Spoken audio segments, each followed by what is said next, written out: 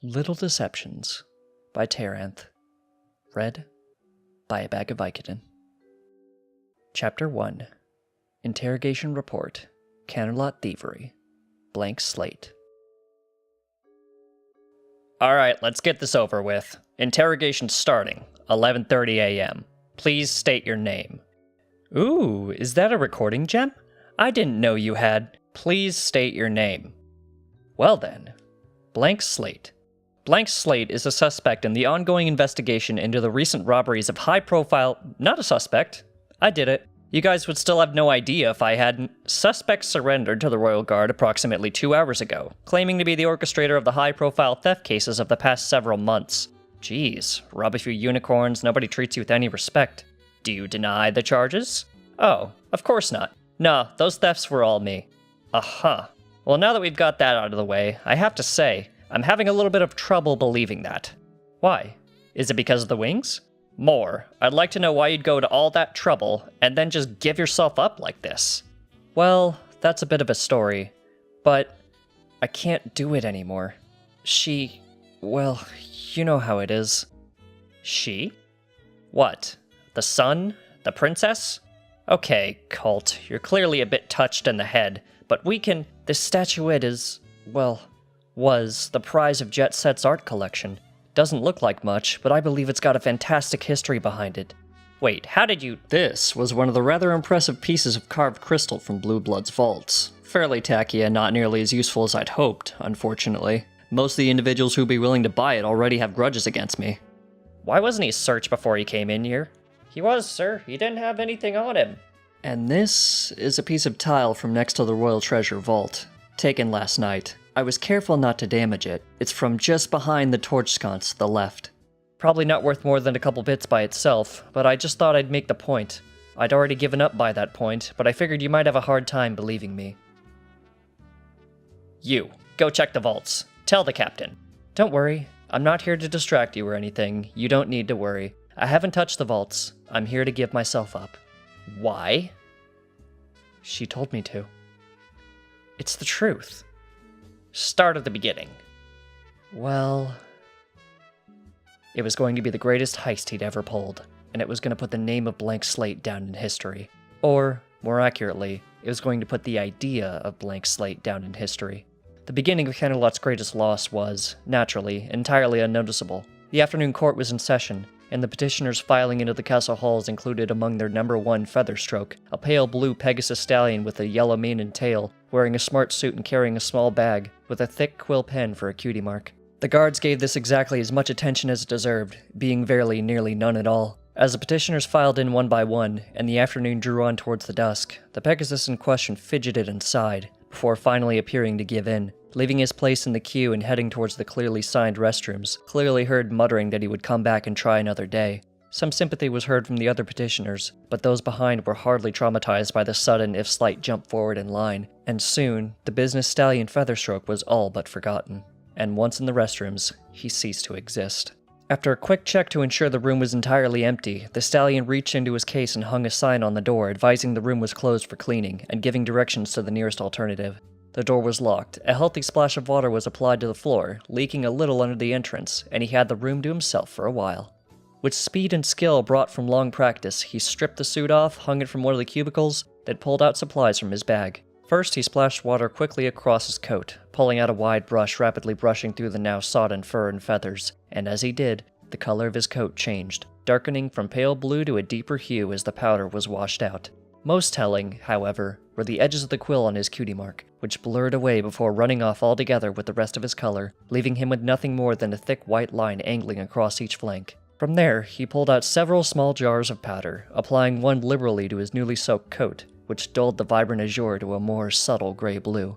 Carefully brushing down his coat to ensure the color was even, he then opened another jar and started work on his mane and tail. By the time he was done, the stallion was hardly recognizable as the same pony. Apart from the change in coat color, his previously slicked mane and tail were now a deep orange, and done up tight and close with care. A few quick lines of makeup on his face added 10 years. His feathers were carefully rustled and repreened, making a difference likely none but a Pegasus would ever notice, but thoroughness was key. Then, with expert care and precision and a series of small paints, he turned to his cutie mark and brushed on a series of deeper grays, turning the blank white stick into a feather duster, first on one flank, then the other. One final check over for anything missed, nothing was, and he spread his wings, applying a little bit of Pegasus weather magic to dry everything off rapidly. He grabbed the suit, turning it inside out with a few quick movements, and in seconds the smart business suit had turned into a simple but well-made servant's uniform, indistinguishable from any in the castle. He grinned. Most unicorns could not have made the switch with such speed. A few seconds with the mop hidden in the janitor's closet to clean up the last of the mess on the floor, and out from the room stepped Dusty Wind, devoted servant of Canterlot Castle. Not exactly feeling the guilt between the bragging. 3 different names already. Oh, do come now, officer. You cannot fault a stallion for being proud of his special talent. So you slipped past all the disguise protocols. Because all the protocols are looking for magic. That's how things work in Equestria, especially in Canterlot. Whenever some pony thinks of how to do something outside of the norm, they think of doing it with magic. If you're going to disguise yourself, you do it with magic. But that's got a whole set of problems, starting with the fact that it's magic. Any half-decent spellcaster who suspects something can sniff it out and pick it up. Some of them around here can probably do it without trying, and every pony's got changelings on the brain, so the moment any pony thinks that's a disguise, they'll do a quick dispel, and then you're busted. Whether you're a bug, a unicorn, or a Pegasus. But you use more mundane means? You can do very neatly as well if you got the skill, the resources, the patience. And if you're lucky, the special talent. And so it was that Dusty Wind moved through the palace with determination, carrying his case and going completely unnoticed like any good servant would. Evening was falling fast, the magical torches on the walls lighting in response to the fading light in the windows. The castle was not nearly as filled with visitors at this hour. The afternoon court had just finished up, and the actual residents would be soon gathering for dinner, with the night court due to begin shortly afterwards. Thus it was towards the more residential side of the structure he now went, soon finding himself winding between other servants, guards, and the occasional nobility, all of which paid him absolutely no attention at all. He had to struggle to keep a straight face as he ducked out of the way of a particular noble who strode down the corridor like a raging train, his expression and hoofsteps like thunder. He had been the most recent donor to the Thieves' Horde, and after being heard bragging about the exceptional new security spells and measures applied throughout his home. That'd be Blue Blood, then. Oh yes. He's been making our lives Tartarus since then, you know. From what I've heard, he was doing that long before I came into the picture. But the unicorn nobility are great, all installing these brand new tricks and traps, all designed to catch a unicorn thief. What threat could us petty little peasants without horns be to them, right? I know, you're being recorded, you're not allowed to say what you think about them. You don't have to say a thing. I can see it on your face. Please keep to the confession. Well fine, so yes, the nobles are idiots, but some ponies are a little more worrying. 3 corridors later, he ran into the captain of the guard, literally. He bounced off the larger pony's armor, nearly falling and barely even slowing the warrior's momentum. His case burst open, sending knickknacks flying. He did the only reasonable thing in the situation, bowing his head and groveling, spouting apologies to the armored unicorn. The heavy-built, gray-coated unicorn gave him a quick, disapproving stare, then lit his horn. Dusty froze as he felt himself lifted in the air slightly, heart leaping into his mouth as deep blue magic washed over him. The captain then frowned, and even through the glow surrounding him, Dusty could spot additional glows briefly lighting up across pouches and pockets in the stallion's uniform. After confirming that everything was in place, the captain let him down, the glare fading as he scooped up the fallen items and packed them back in Dusty's case. Be more careful, yes? The captain even gave him a smile. If you go running into nobles like that, they'll try and have your wings plucked. Yes, sir. It won't happen again, sir. Thank you. The captain nodded and moved on, and soon enough, so did Dusty. Once the soldier was out of sight, he changed direction, grinning widely to himself. The captain was paranoid, that much was to be expected, given the latest attempts. He had no doubt that he just had a disguise-stripping spell applied, and the soldier knew enough to suspect potential pickpocketing. Of course, he had no idea what had indeed just been stolen from him. One of the gems that had ever so clumsily fallen from the case still glowed with the soft, deep blue light. What did you do to the captain? Nothing. Wow, calm down. No. It's what the captain did for me.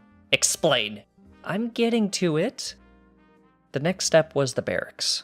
Servants are needed everywhere, and that makes them invisible. Perhaps once doing this might have given him pause, but the smooth confidence, the impression that the pony is supposed to be there, is the most important part of the illusion. Dusty slipped through the doors of the barracks and walked straight past a dozen guards in the mess hall, cleaning and straightening as he went.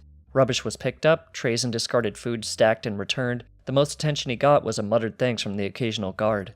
Then he moved to the wall. The roster on the wall was posted in clear view, attached haphazardly by pins. Ever the dutiful servant, the cleaner went through the sheets, ensuring that only the most recent documents were where they were supposed to be, and that they were properly ordered. And as he passed by that night's roster, a gem slipped into his wing, pressing it against the sheet briefly. And as he moved down the row, the name assigned to guard duty on the vaults tonight now read Feathershaft, with the stamp of a recent update displayed.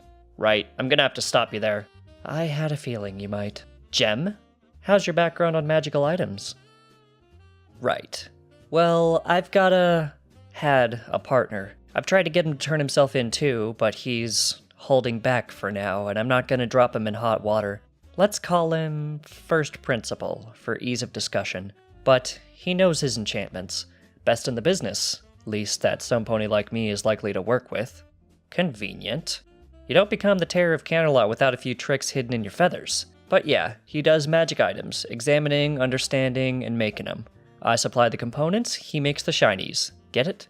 So one of the real useful things you can do is just sort of seal a spell in a gemstone. Real expensive, you need some real quality gems. A lot of effort. But once it's done, any pony could use it. Even an earth pony. The gem casts the spell. Not real common, since most of the folks who can afford the sort of gems and effort required are unicorns anyway. But for some pony like me, well, sometimes you just need that magic touch. Alright, I'll be having that investigated. Now, you're telling me you edited the roster? Was probably the easiest thing I did. Look, you can't tell me you just went and did that and no pony noticed. Okay. It was a very slight risk, depending on the character of whoever I was replacing. If they really wanted that shift, they might go and complain, then I'd probably not get in that night. But there are measures put in place. Yes.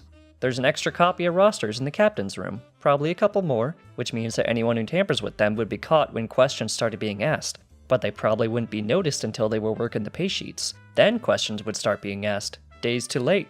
I should probably be charging you consultation fees for this. So you're telling me you put an imaginary guard in place so the vault wouldn't be guarded? There are patrols. They'd notice there wasn't a guard there. Oh, that was only the beginning. Next. Dusty stood before the next obstacle in his path, a large door in a long corridor, where few had reason to tread. The door was simple but wide, well reinforced in a similarly wide corridor. The smell of old smoke had worked its way into the walls, from the blacksmith's down the corridor, and... Wait, you're talking about the guard's storeroom? Really? Oh, I'm glad to know what that door leads to. What did you... I'm trying to tell the story here, if you're done interrupting. The door to, yes, the storeroom stood before him, strong enough to withstand assault by a squad of earth ponies bucking, and that was before the magical defenses were taken into account. Of course, it didn't matter how strong a door was, if you had the key. With a determined grin, he pulled out another gem, this one holding a simple opening spell. What, not gonna argue with that? Nope, I'm once again convinced you're crazy, and seeing how deep you want to dig yourself. Aw, you're no fun anymore. If any unicorn could come and open things with the basic opening spell, we wouldn't exactly be trying to protect them, would we? Nope, especially with changelings around, right? I know you're hardly going to discuss it with me, but I already know. Changelings can transform, they can imitate, and the last thing we need is enemies where only friends should be. But what they can't do is copy another pony's magical signature. So all the sensitive locks got replaced with new ones that detect magical signature. Only authorized ponies may pass. It's efficient, it's simple. Pain for us non-unicorns, but what can you do? So you're right, I couldn't open that door. But your captain could. Yes, the captain would have access to most places in the palace. And if you remember, I ran into him earlier. Another gem was pulled from the pack, this one with a deep blue glow remaining around it. Carefully, Dusty manipulated the two gems in his wings, pushing them together, aiming at the door, and willed the spell within the gem to cast.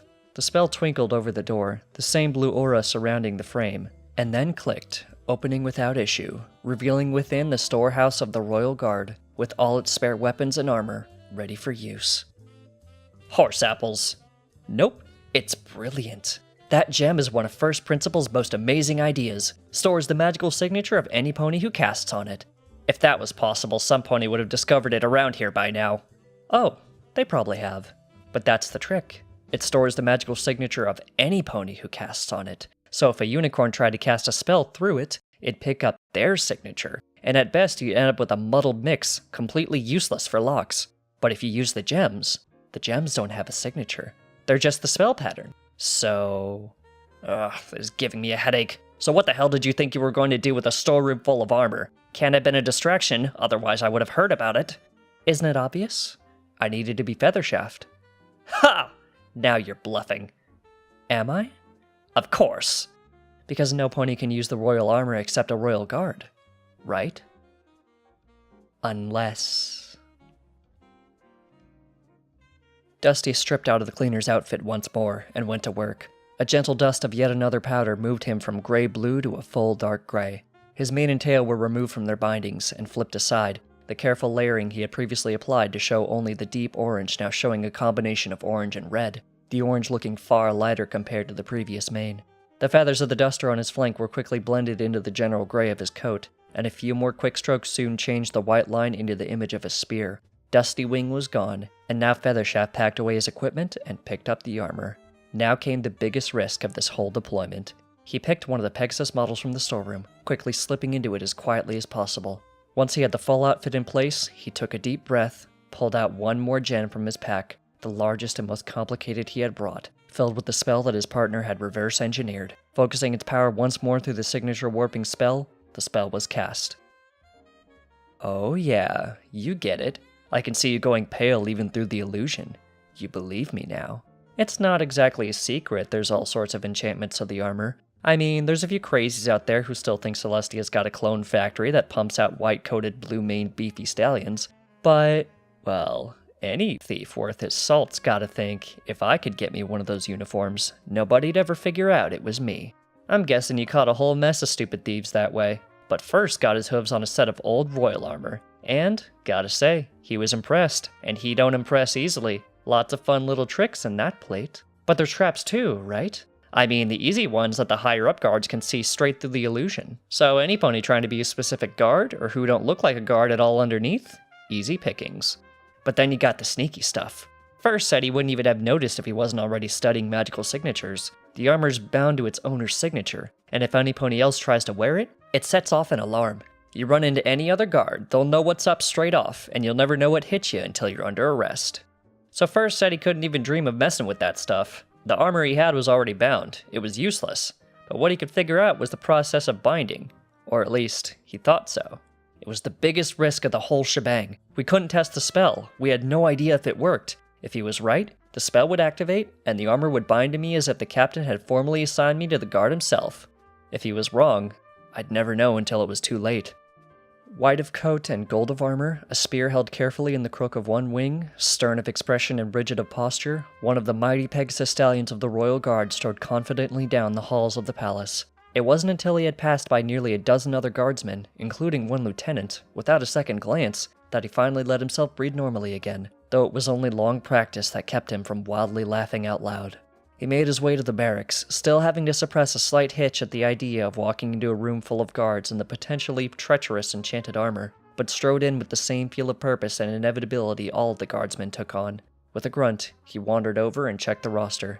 Feathershaft was somehow not entirely surprised to see him assigned to guard duty on the vaults tonight. He smiled inwardly, and went to get a quick dinner before his shift started. Tampering with guard armor like that. Oh, as if it's going to add anything onto the trouble I'm already in? You better be giving that armor back. What, you don't think I'd make a good guard? I'm not going to dignify that with a response. Well, no pony stole anything from the guards while I was guarding. Better track record than some recently. Yes, well, I think you were about to explain that. Feathershaft sat alone as the moon slowly rose, a single guard before the doors to the vaults that held many of the valuable treasures of the princesses. When he had done his preliminary investigations, this fact had shocked him. In truth, these were not the most truly valuable treasures of Equestria. Of course, anything that was truly powerful and valuable would be locked away beyond the reach of any mortal. But when it came to the jewels, gold, and generally impressive shinies that every noble needed, sometimes it simply wasn't expedient to require wings and a horn in combination for every entry.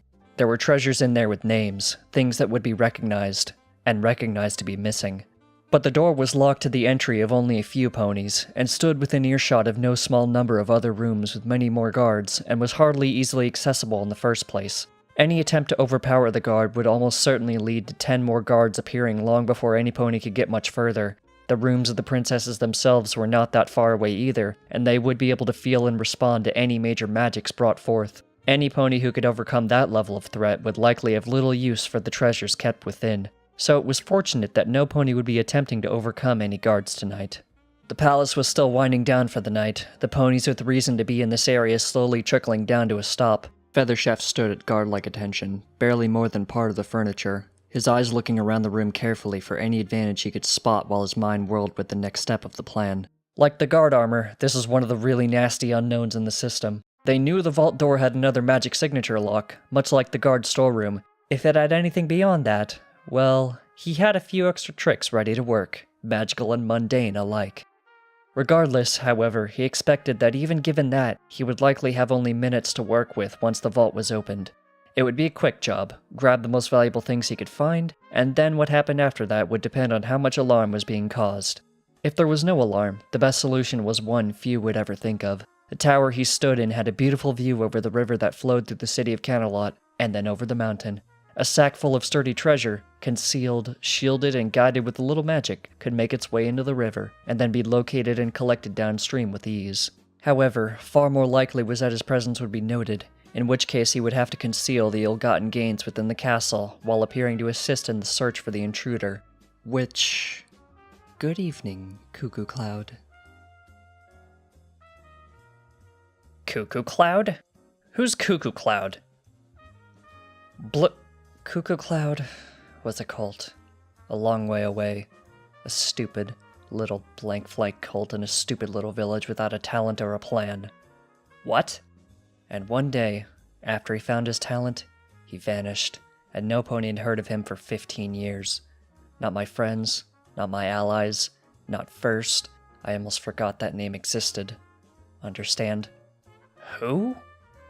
Shaking out of his shock, in horrified confusion, he turned his head to the side to see the speaker, and then up, and up, into the smiling visage of the Princess of the Sun, surrounded by a faintly glowing, wafting ethereal mane. As she sat beside him, her presence like the warm summer sun shining straight onto his soul. He gaped, his mouth working, but not a sound emerging.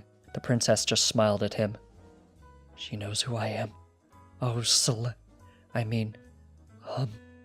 I'm glad to see we have an extra vigilant guard on duty here tonight, she continued, a brilliant mid-afternoon basque. Not even First knows that name. It's an important position, providing the treasures of our nation, especially these days. She sighed quietly, looking away, the shining afternoon clouding over. I'm sure you've heard that there have been many unfortunate thefts lately throughout the city. Princess Celestia knows who I am. It's very unfortunate, the princess murmured sadly. Equestria is a wonderful nation, but despite my best efforts, there are still some ponies that need to turn to crime to survive. We do our best to help them whenever possible, but there's nothing that disappoints me more than knowing that there are ponies who turn to crime without truly needing to, hurting other ponies without real reason. I am so very, very dead. He gaped again, staring at the princess beside him as she wistfully stared away. The princess, responsible for both the nation and the celestial cycles, effectively a god among ponies, and it's something I've always found hard to understand, and if there was anything I could do to discourage it further, I would. She sighed, turning back to him. The sunlight now clouded over entirely, as he prepared to be teleported to the dungeon, or the sun. But I want you to remember, no pony is beyond redemption. There's always another chance, always a better way to use their talents. Do you agree? All he could do was nod his head, the actual message too huge to truly take in. She's not going to. And she gave him another smile, the sunlight breaking through the cover once again as she gazed down at him proudly, warming him down to the tips of his hooves. I'm glad. Good luck, Cuckoo Cloud. She stood. But I don't think you'll need it. I don't think there will be any problems at the vault with some pony like you standing guard. Will there? Before he could formulate a response, she was gone, leaving only the fading memory of warmth against his armor. And Feathers, and Blanks, and Cuckoo Cloud stood before the vault, guarding it fiercely, until he was relieved in the morning, and no pony dared try to open it. And that was it. went back to base, talked with First, told him to clear out, and came here. What? Not gonna say I'm crazy again? Nope. No, that story sounds... entirely too believable. Sounds like you've seen this sort of thing happen before. I really can't discuss... So, why didn't you use your real name? Full steps. Still going to be a long time before I get used to that again. Right. Well, obviously this will have to be confirmed, but I guess if the princess promised something like that, we'll see what'll happen. Well, I'm sure she'll veto what the nobles were threatening me with if I was caught, at least. Well, I hope so, anyway. I think I could find some way to use my talents to make it up, if the princess is willing to give me a second chance. Well, she's pretty big on second chances. I'm sure she'll be happy to see you, one way or another.